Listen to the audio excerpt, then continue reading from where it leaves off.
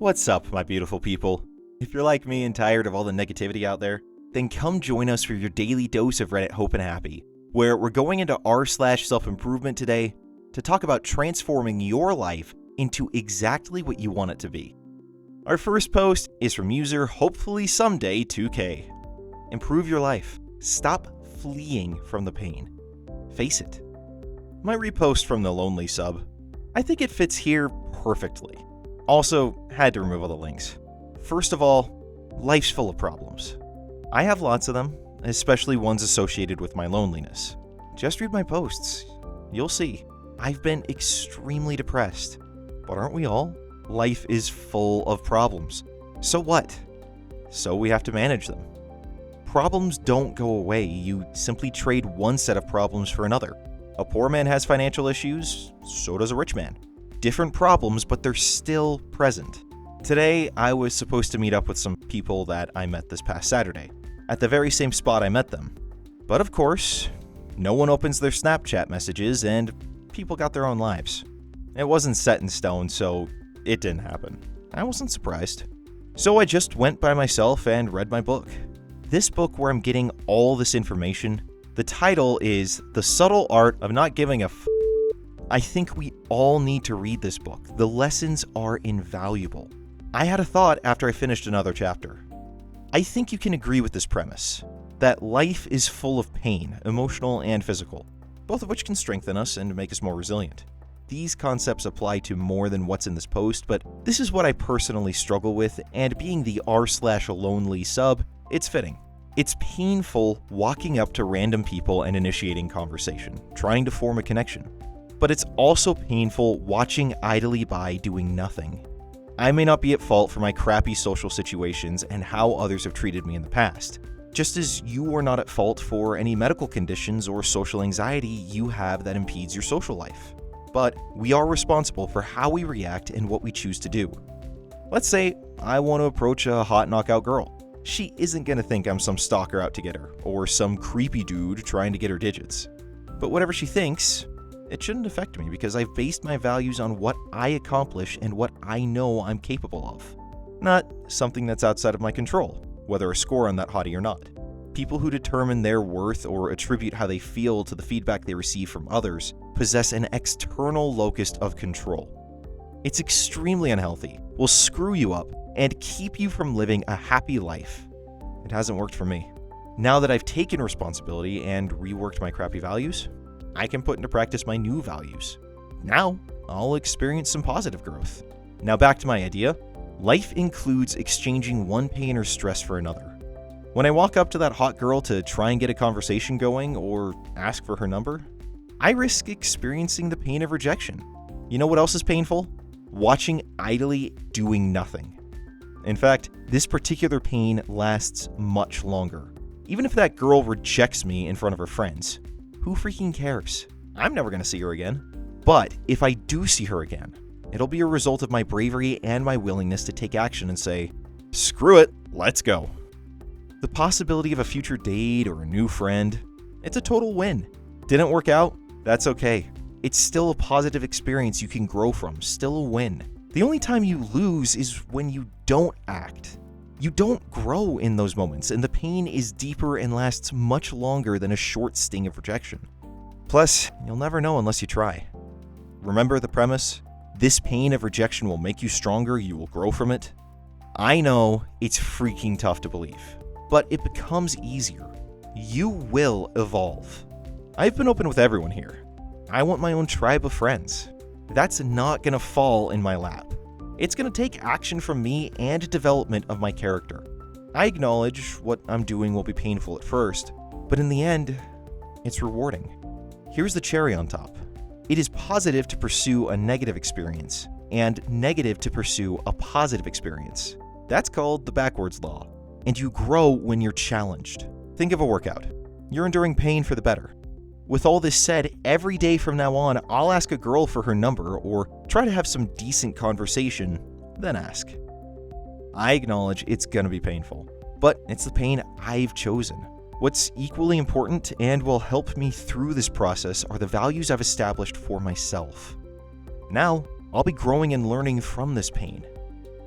holy crap, eventually I'll be bulletproof. So challenge yourself and take some steps forward. It will be better than staying in the same spot, never moving forward, watching who you could have become. That's my worst fear and biggest pain.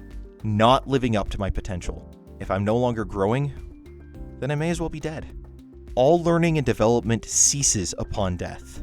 I was originally going to write a lengthy guide for all of us out here on r/lonely on taking responsibility and accepting the bitter truths, but I think this will suffice. All my information came from this book, which I've almost finished, The Subtle Art of Not Giving a F***. Just 2 chapters to go. There's much more to these all-encompassing concepts than what I typed here, so please help yourself and equip yourself with the tools to improve your own life. This book is such a resourceful tool to hone your thinking. Feel free to message me anytime. I'll be starting an accountability journal tracking my progress approaching women. You'll find these posts on r/self-improvement and my own user page. I would post it here, but right now, I don't think it would be fitting. I love you all. Good luck to everybody. Don't undervalue yourself, and remember, nothing is certain. So go for it. Well done, OP. I have to say, this is such a timely and useful post. I think a lot of people these days are really just kind of stuck in that mentality of, I don't want to grow. I like where I'm at. And the reality of life is that growing isn't optional. You don't have a choice in the matter. It's going to happen.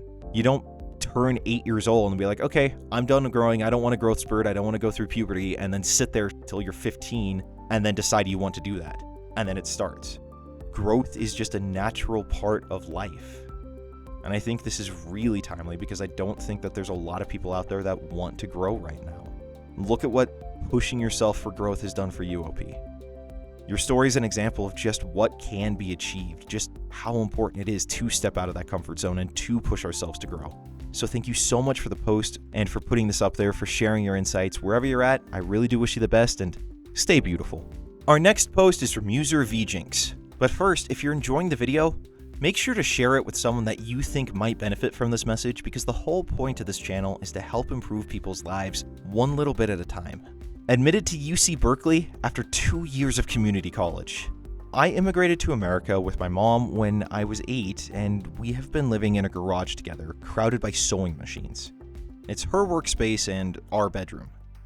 Growing up as an immigrant, I was my mother's only hope for a better life. At age 13, she pressured me to excel academically after my brother dropped out of community college to work. When I failed to meet her expectations, she bombarded me with hurtful remarks every day. I never felt good enough, and this feeling of inadequacy mentally oppressed me for years. Throughout high school, I put in minimal effort into my classes and did not have the confidence to pursue any interests. Over the years, my mediocre grades only reinforced my negative self-image.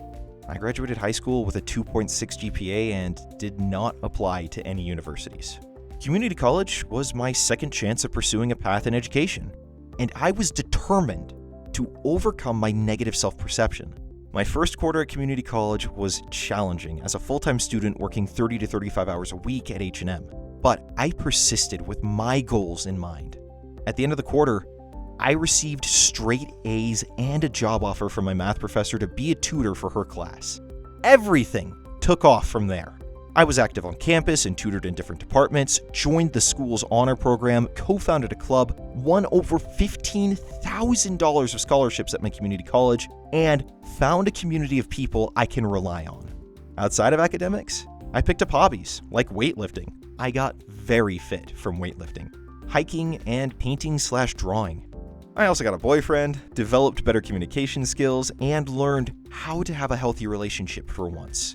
I also taught my mom English and helped her open up her own tailoring business. That takes us to a few months ago, when I received acceptances to UC Davis with Regent Scholarship and invited to the honors program, full ride, UC Irvine with Chancellor's Scholarship, full ride, UC Santa Cruz with Regent Scholarship, UCLA, UC Berkeley, UC San Diego, and UC Santa Barbara. Last week, I just graduated with an associate's with a 4.0 GPA with the highest honors. I will be attending UC Berkeley, double majoring in statistics and data science. Anything is possible, guys. I always thought I was stupid, and I doubted myself so much throughout community college. It's been a long 2 years full of struggles, but also growth. If I can do it, you can do it too. Well, that piggybacks onto the first post extremely well. OP, congratulations on such an incredible story, and all because you decided you wanted better in your life. Look at how well you've transformed it, and like you said at the end, if you can do it, anyone else can do it. Anything really is possible. You came from what sounds like very, very, very little in life, and you're now on a path to achieve greatness, to achieve great things, and to take your life places that you probably didn't ever expect to go. Congratulations on all your success and for setting such a great example to people that it is still possible to do something with your life, no matter where you come from or what you've done. Thank you so much for sharing the post. Thank you so much for setting this example. Wherever you're at, I wish you the best and stay beautiful. Our next post comes out of the self-improvement playlist here on your left, or if you want to see what YouTube thinks is best for you, go ahead and click on the right. Now you guys stay safe, stay healthy. I will see you all tomorrow with more wholesome Reddit stories. Until then, stay beautiful, people.